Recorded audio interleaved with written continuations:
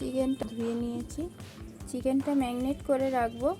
Half চামচ রসুন, half চামচ আদা বাটা, হাফ চামচ নুন, হাফ চামচ হলুদ, ভাজা ধনে জিরে গুঁড়ো হাফ চামচ, একটা লেবু কেটে নিয়েছি, লেবুর রস মাখিয়ে নেব। মাখিয়ে নিয়েছি। গ্যাসটা জেলে কড়াটা বসিয়ে দেবো। শুকনো লঙ্কা, জিরে, এলাচ, দালচিনি, লবঙ্গ, গোলমরিচ দিয়ে দেবো মশলাগুলো। শুকনো খোলায় ভেজে নেব। চামচ নুন দিয়ে দেবো। এইবার ঢেলে নেব।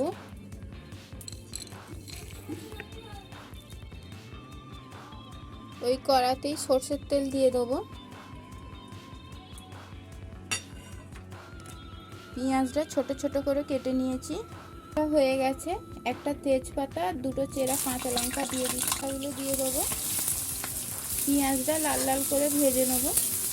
এক চামচ লাল লঙ্কার গুঁড়ো, ঝাল লঙ্কা হাফ চামচ, হলুদ হাফ চামচ, ধনে গুঁড়ো এক চামচ, হাফ চামচ বেসন। পেঁয়াজটা লাল করে ভাজা হয়ে গেছে। এক চামচ রসুন, এক চামচ আদা বাটা। আদা রসুনটা ভাজা হয়ে গেছে। অল্প একটু জল দেবো। গুঁড়ো মশলাগুলো দিয়ে দেবো। মশলাটা হয়ে গেছে। দুটো টমেটো গ্রেট করে রেখেছিলাম, দিয়ে দেবো। ভাজা মশলাগুলো দিয়ে দেবো।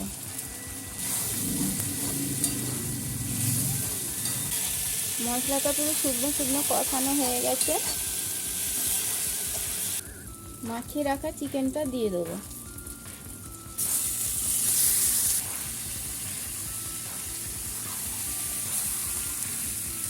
গ্যাসের জোরটা মাঝারে রেখে 10 মিনিট কষে নেব।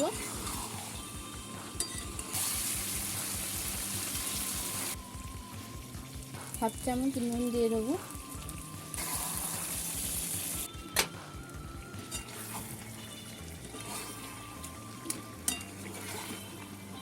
কষা হয়ে গেছে। এক বাটি জল দিয়ে দেবো।